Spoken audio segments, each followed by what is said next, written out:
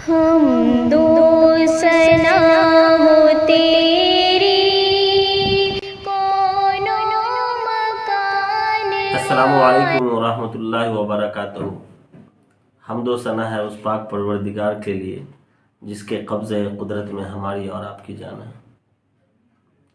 اللہ تبارک و تعالیٰ کا بہت بڑا احسان ہے کہ اللہ تبارک و تعالیٰ ہمیں شعبان المعظم کا مقدس مہینہ عنایت فرمایا۔ اس مقدس مہینے میں ہم نے اپنی عبادتیں کی، اللہ کو راضی کرنے کی بھرپور کوشش کی، خدا تبارک و تعالیٰ کے سامنے اپنی عاجزی و انکساری کا اظہار کیا، اور اس ماہ مبارک کے جو عظمت و فیوزات سے ہم نے اپنے آپ کو مجلہ و مصفہ کیا، اس کے انوارات کو اپنے دامن میں سمیٹنے کی بھرپور کوشش کی، لیکن یہ ماہ مبارک، یہ عظمت و برتری والا مہینہ ہم سے اب رخصت ہونے کو ہے، اور ایک ایسے مہینے کے اندر ہم داخل ہونے والے ہیں جس مہینے کی برکت اللہ تبارک و تعالیٰ نے اس مہینے کی عظمت و برکت سے بھی بلند فرمایا ہے۔ جس مہینے میں ہم داخل ہونے والے ہیں وہ مہینہ رمضان المبارک کا مہینہ ہے۔ اس رمضان المبارک کے مہینے میں اللہ تبارک و تعالی ہر اجر پہ اللہ تبارک و تعالی کئی گنا نیکی عطا فرماتا ہے۔ ہر عمل کا اجر اللہ تبارک و تعالی بڑھا کر کے دیتا ہے۔ ہم جو بھی عمل کرتے ہیں اللہ اس کا اجر بڑھا دیتا ہے۔ رمضان المبارک کے مہینے میں اگر ہم ایک نفل نماز پڑھتے ہیں تو نفل نماز کا ثواب اللہ تبارک و تعالی فرض نماز کے برابر کر دیتا ہے۔ اس مہینے میں ہم بات کریں گے کہ ایک ایسی نماز ہے جو نماز اللہ تبارک و تعالی نے جتنے بھی انبیاء کرام علیہ السلام اس دنیا میں تشریف لائے اور ان کی امتیں آئی، تمام انبیاء کرام علیہ السلام کی امتوں کو یہ نماز نہیں دی گئی۔ ہم بات کر رہے ہیں تراویح کی نماز کے بارے میں کہ تراویح کی نماز ایک ایسی اہم نماز ہے کہ ہم اور آپ خوش قسمت ہیں، ہم اپنے نبی کے خوش قسمت امتی ہیں، جناب محمد رسول اللہ صلی اللہ علیہ وسلم کے ہم عاشق ہیں، ہم شیدائی ہیں، ہم ان کے نام لینے والے ہیں۔ خوش قسمت ہے کہ اللہ نے ہمیں جناب محمد رسول اللہ صلی اللہ علیہ وسلم کا امتی بنایا، اور امتی بنانے کے بعد یہ تراویح کا بھی اعزاز ہمیں عطا فرمایا کہ یہ تراویح کی نماز صرف اور صرف ہمیں اور آپ کو میسر ہوئی، یعنی جناب محمد رسول اللہ صلی اللہ علیہ وسلم کی امت کو صرف تراویح کی نماز دی گئی۔ ہمارے اور آپ کے آقا جناب محمد رسول اللہ صلی اللہ علیہ وسلم نے اپنی زندگی میں تراویح کی نماز پڑھی، 3 دن تراویح کی نماز پڑھائی۔ اللہ کے رسول جناب محمد رسول اللہ صلی اللہ علیہ وسلم نے خوش قسمت ہوں گے وہ لوگ جنہوں نے جناب محمد رسول اللہ صلی اللہ علیہ وسلم کا دیدار کیا۔ وہ آنکھیں خوش قسمت ہوں گی جن آنکھوں نے اللہ کے رسول صلی اللہ علیہ وسلم کے نورانی چہرے کا دیدار کیا۔ وہ آنکھیں جو ہے متبرک ہوں گی جنہوں نے جو جناب محمد رسول اللہ صلی اللہ علیہ وسلم کے دیدار کا شرف حاصل کیا، اور وہ لوگ خوش قسمت ہیں جنہوں نے اللہ کے رسول صلی اللہ علیہ وسلم کی امامت میں نماز پڑھی۔ اللہ کے رسول صلی اللہ علیہ وسلم نے 3 دن تک جو ہے تراویح کی نماز پڑھائی۔ صحابہ کرام جگ در جگ صحابہ اللہ کے رسول صلی اللہ علیہ وسلم کے پیچھے تراویح کی نماز ادا کی۔ چوتھے دن پھر صحابہ کرام مسجد میں جمع ہو گئے۔ اللہ کے رسول صلی اللہ علیہ وسلم اس دن تراویح کی نماز کے لیے تشریف نہیں لائے۔ صحابہ کرام نے انتظار کیا یہاں تک کہ سحری کا وقت ہو گیا۔ سحری کے بعد اللہ کے رسول صلی اللہ علیہ وسلم نے فرمایا، میں اس لیے تراویح کی نماز کو نہیں پڑھایا،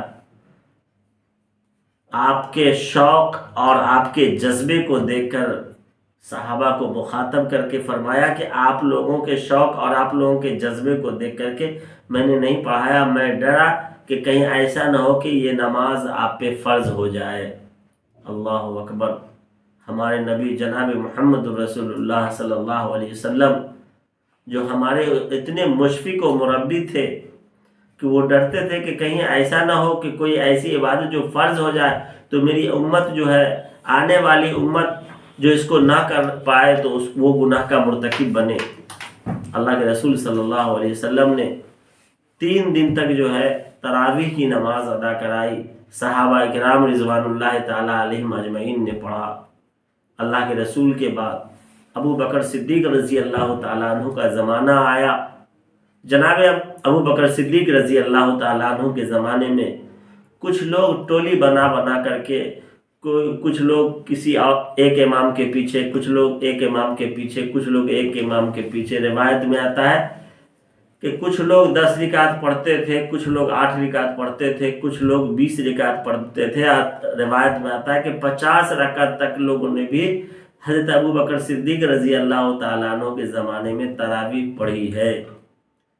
لیکن حضرت عمر ابن خطاب رضی اللہ تعالیٰ عنہ کا عمل قابل تقلید ہے کہ حضرت عمر رضی اللہ تعالیٰ عنہ نے کے زمانے میں جب دیکھا کہ لوگ ٹولی بنا کر کے تراویح کی نماز پڑھ رہے ہیں تو حضرت عمر رضی اللہ تعالیٰ عنہ نے لوگوں کو ایک جگہ جمع کیا، اور لوگوں کو جمع کرنے کے بعد جو ہے حضرت عمر ابن خطاب رضی اللہ تعالیٰ عنہ نے حضرت ابی ابن کعب رضی اللہ تعالیٰ عنہ کی امامت میں جو تراویح پڑھوائی، اور ابی ابن کعب رضی اللہ تعالیٰ عنہ کی امامت میں حضرت عمر رضی اللہ تعالیٰ عنہ نے جو تراویح پڑھوائی وہ تراویح 20 رکعت پڑھی گئی۔ اور اللہ کا شکر ہے کہ اللہ تبارک و تعالیٰ نے اس تراویح جو نفل نماز ہے اس کو اللہ تبارک و تعالیٰ نے اس طریقے سے فروغ دیا، اس کو ایسا بڑھایا کہ آج بھی مسجد نبوی اور مسجد حرام دونوں 20 رکعت تراویح سے روشن ہے، دونوں 20 رکعت تراویح سے آج مزین ہے۔ اللہ تبارک و تعالیٰ اس زمانے سے لے کر کے آج تک مسجد نبوی اور مسجد حرام کے اندر تراویح کو قائم رکھے ہوا ہے، اور لوگ 20 رکعت تراویح پڑھ رہے ہیں۔ تراویح یہ نام جو ہے اللہ کے رسول صلی اللہ علیہ وسلم کے زمانے میں تراویح نام نہیں تھا۔ اللہ کے رسول صلی اللہ علیہ وسلم کے زمانے میں قیام اللیل کہا جاتا تھا، رات کی نمازیں۔ اب لوگوں کا سوال ہوتا ہے کہ تراویح 20 رکعت ہے یا جو ہے 8 رکعت ہے۔ تو دوستو یہ نفل نماز ہے، اس میں نہ تو لڑنے کی ضرورت ہے نہ جھگڑنے کی ضرورت ہے۔ رمضان آتے ہی 2 ٹولیوں میں لوگ بڑھ جاتے ہیں، ایک 20 رکعت ایک 8 رکعت۔ اللہ کے رسول صلی اللہ علیہ وسلم کی اس کی حدیث جو روایتیں ملتی ہیں اس روایت سے ثبوت ملتا ہے کہ اللہ کے رسول صلی اللہ علیہ وسلم نے 8 رکعت کا بھی ثبوت ملتا ہے، اور 20 حضرت عمر ابن خطاب رضی اللہ تعالیٰ عنہ کے عمل سے 20 رکعت کا بھی ثبوت ملتا ہے، اور ایک ضعیف روایت سے 20 رکعت کا بھی ثبوت ملتا ہے۔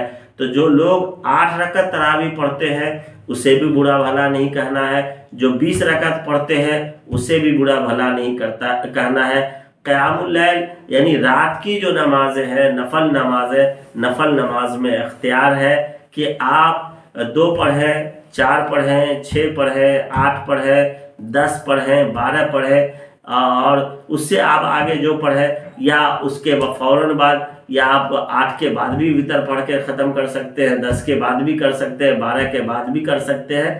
لیکن جناب محمد الرسول اللہ صلی اللہ علیہ وسلم کا جو ثبوت ملتا ہے ایک روایت کے اعتبار سے 20 رکعت تراویح کا ثبوت ملتا ہے، اور حضرت عمر ابن خطاب رضی اللہ تعالیٰ عنہ کے عمل سے بھی 20 رکعت کا ثبوت ملتا ہے، جو آج بھی مسجد حرام اور مسجد نبوی میں جو ہے قائم ہے۔ اور یہ دونوں جگہیں جو ہیں ہمارے لیے جو ہے قبلہ کی حیثیت رکھتی ہے، اور ہمارے دل میں ایک عظمت کی حیثیت رکھتی ہیں، اور ہم اس کی اقتداء، ان دونوں مسجدوں کی اقتداء میں ہم اپنے آپ کے لیے خوش نصیبی سمجھتے ہیں۔ لہٰذا 20 رکعت تراویح کو پڑھیں، اور 20 رکعت تراویح پڑھ کر کے ہم اپنے گناہوں کی بخشش کے لیے دعائیں کریں۔ حضرت عمر رضی اللہ تعالیٰ عنہ نے اپنے عمل سے یہ ظاہر کر دیا اور حضرت ابی بن کعب رضی اللہ تعالیٰ عنہ کو امامت دے کر کے 20 رکعت نماز تراویح پڑھوائی۔ تو یہ تراویح کی نماز نفل نماز ہے۔ جو لوگ 8 رکعت پڑھتے ہیں اسے بھی ہمیں نہیں لڑنا ہے، جو 20 رکعت پڑھتے ہیں اس سے بھی ہمیں لڑائی جھگڑے نہیں کرنا ہے۔ دوسری بات، تراویح یہ جناب محمد رسول اللہ صلی اللہ علیہ وسلم کے بعد تراویح کہتے ہیں، ترویہ سے ہے، ترویہ کہتے ہیں 4 رکعت کے بعد آرام کرنے کو، 4 رکعت کے بعد بیٹھنے کو۔ صحابہ کے زمانے میں صحابہ کرام 4 رکعت پڑھتے تھے، 4 رکعت کے بعد جو ہے مسجد حرام کا طواف کرتے تھے، پھر پڑھتے تھے، پھر کرتے تھے۔ تو تراویح جو ہے یہ جمع ہے، یہ 3 مرتبہ جو ہے آرام کرنے کے بعد ہی اس کا اطلاق ہوتا ہے۔ اس سے پتہ چلتا ہے کہ 8 رکعت پر جو ہے تراویح کا اطلاق نہیں ہوگا۔ تو تراویح کی نماز جو ہے ہم 12 رکعت پڑھیں اور 12 رکعت پڑھ کر کے ہم اللہ تبارک و تعالیٰ کی خوشنودی حاصل کریں۔ تراویح کے اوپر اللہ تبارک و تعالیٰ نے بے شمار جو ہے ثواب کا وعدہ کیا ہے۔ اللہ تبارک و تعالیٰ بے شمار ثواب عطا فرماتا ہے۔ فرمایا گیا کہ تراویح کے ایک سجدے کے عوض میں اللہ تبارک و تعالیٰ 1500 نیکی عطا فرماتا ہے۔ تراویح کے ایک رکعت کے عوض میں اللہ تبارک و تعالیٰ 1500 نیکی عطا فرماتا ہے، اور تراویح کے ایک سجدے کے عوض میں اللہ تبارک و تعالیٰ جو ہے اس تراویح پڑھنے والے کے لیے جنت میں ایک گھر بنائیں گے، جس گھر کا 60,000 دروازے ہوں گے، جو سونے اور چاندی کے دروازے ہوں گے۔ یہ تراویح پڑھنے والے کے ایک سجدے کے عوض کا ثواب ہے۔ اللہ تبارک و تعالی ہمیں تراویح شوق سے پڑھنے کی توفیق عطا فرمائے۔ پھر فرمایا کہ تراویح پڑھنے والے کے سجدے کے عوض میں اللہ تبارک و تعالی اس تراویح پڑھنے والے کے لیے جنت میں ایک درخت لگائیں گے، ایک درخت لگائیں گے جس درخت کے سائے میں 100 سال تک عربی گھوڑا دوڑ سکتا ہے۔ اللہ اکبر! اتنا بڑا درخت اور اس کا سایہ اتنا وسیع و عریض کہ جس میں عربی گھوڑا 100 سال تک دوڑ سکتا ہے۔ پھر ایک روایت میں آتا ہے کہ اللہ تبارک و تعالی، حضرت عمر ابن عاص رضی اللہ تعالیٰ عنہ کی حدیث ہے کہ قیامت کے دن جب نفسی کا عالم ہوگا، ہر ایک پریشان ہوگا، ہر ایک آدمی کے دل میں ایک ہی باتیں جو ہے پریشان کر رہی ہوں گی کہ کاش کہ میرا کوئی سفارشی مل جائے، میری کوئی بخشش کرانے والا مل جائے، میرا کوئی سفارش کرنے والا مل جائے۔ تو ایسے عالم میں اللہ تبارک و تعالی جو قیامت قائم کریں گے، تو قیامت کا دن ایسا دردناک کربناک دن ہوگا کہ فرمایا گیا کہ سورج سوا نیزے پہ آ جائے گا، ہر ایک شخص نفسی کے عالم میں ہوگا۔ فرمایا گیا کہ کوئی ٹخنے تک ہوگا، کوئی گھٹنے تک ہوگا، کوئی کمر تک ہوگا، کوئی چھاتی تک ہوگا، کوئی کندھے تک، پسینے میں شرابور ہوگا، ہر ایک کی اپنی پڑی ہوگی۔ ہر ایک کو اس دن نہ باپ بیٹے کو پہچانے گا، نہ ماں بیٹی کو پہچانے گی، ہر ایک کا اپنا اپنا معاملہ بنا پڑا ہوگا، ہر ایک پریشان ہوں گے۔